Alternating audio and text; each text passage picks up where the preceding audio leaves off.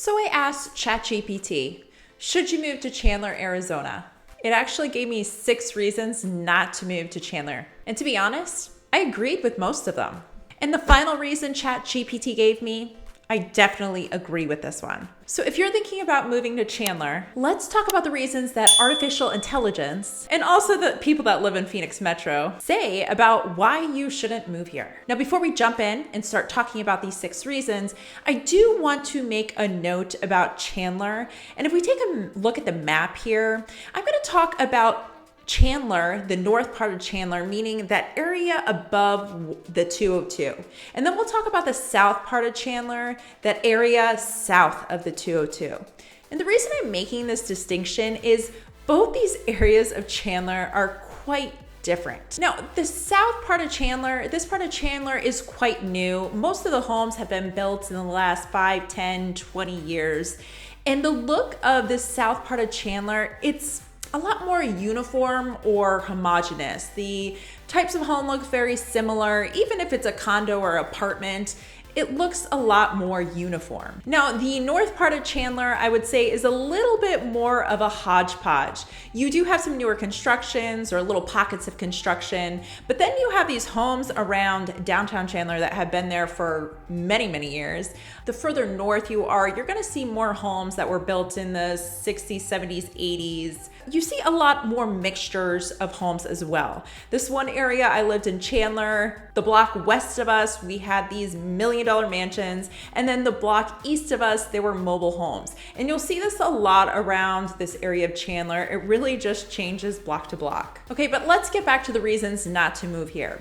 Reason number 6, ChatGPT said there was a limited natural scenery. This is actually the one I'm not sure I 100% agree with. Now, there are a few select areas in Phoenix Metro where you are on the base of the mountains, like Ahwatukee, some areas of North Phoenix, Paradise Valley. But for most of Phoenix Metro, you're on pretty flat land, and you might have some views in the distance of different mountain ranges. That's the same for Chandler. In Chandler, if you're more on the west side of town, you do have some views at the south mountains as long as there's no buildings obstructing your view.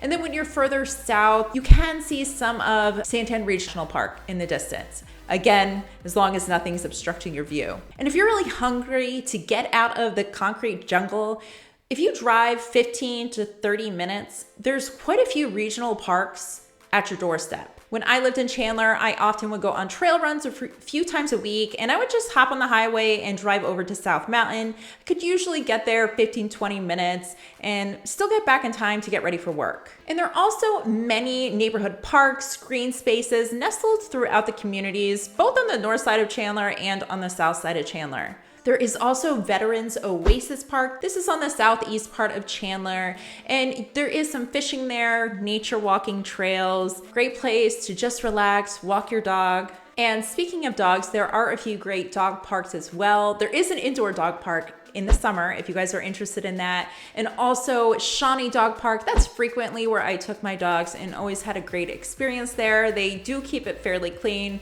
Okay, reason number 5 why ChatGPT says not to move to Chandler. This reason is higher cost of living, and unfortunately, I do agree with this one. Now, we do have a lot of people that are moving from LA, San Diego, Seattle, and it looks pretty cheap here compared to those cities that they were previously living in. However, in the past couple of years, home prices have gone up quite a bit. And when you're looking at what the median salary is compared to the median home price, there's quite a disparity. So people that are living here and are originally from Chandler, there's quite a few people that are struggling to afford either rent or buying a home. But unfortunately, this is not something we're just seeing here. It is unfortunately something that's happening across the United States. Now, as far as the housing market goes, in Chandler, it is quite competitive to other suburbs in the Phoenix metro area. Now, the first reason for this is because Chandler has a pretty strong economy right now, which has brought in many tech companies, manufacturing facilities, and a lot of healthcare jobs as well. Now, the other reason is homes just aren't for sale. There's just very limited listings available. And as a result, the market's gotten really competitive and has driven up home prices. Now, currently in 2023, the median home price in Chandler is about $500,000, $500K. Now, remember a few minutes ago when I talked about the difference between North Chandler and South Chandler? Well, in the south part of Chandler, the median home price is quite a bit more expensive. You're pushing closer to 600K, where that north part, but the median price in that area is gonna be closer to 475. Now, as far as renting, that south area of Chandler below the 202 is going to be more expensive.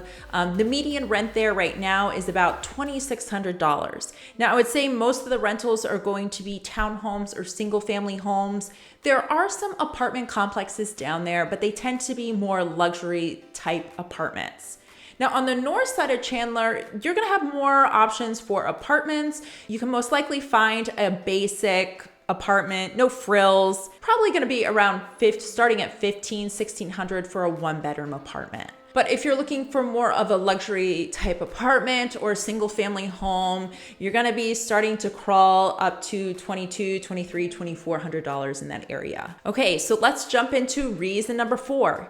Lack of cultural diversity. So this can be somewhat of a tricky subject to cover, just because there is a subjective component to measuring diversity. Now, Niche did state that Chandler was the 6th most diverse suburb in Phoenix Metro. But when we start looking at Chandler's demographics from the US Census Bureau, cultural representation, even cuisine options, and then when we compare that to other cosmopolitan cities in the United States, and even some neighboring cities like Tempe or Scottsdale. And then when we look at the numbers, Chandler may appear to be somewhat less diverse. Now, it is important to note that perceptions can be subjective. And while Chandler may not be as culturally diverse as some other cities, it is still a growing and evolving community. And it is attracting many residents from various backgrounds, which hopefully will help to continue to contribute to cultural growth.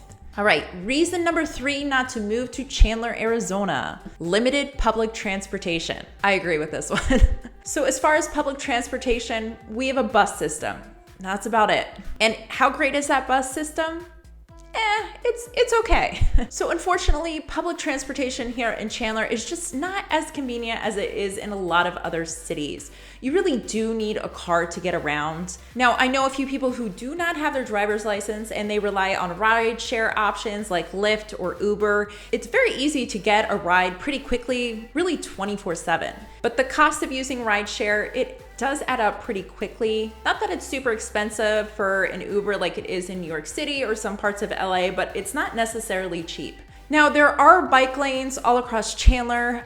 However, I stopped biking because it can get a little hairy. For the most part, cars aren't really looking for bike lanes, particularly when you're at a stoplight or a crossroad.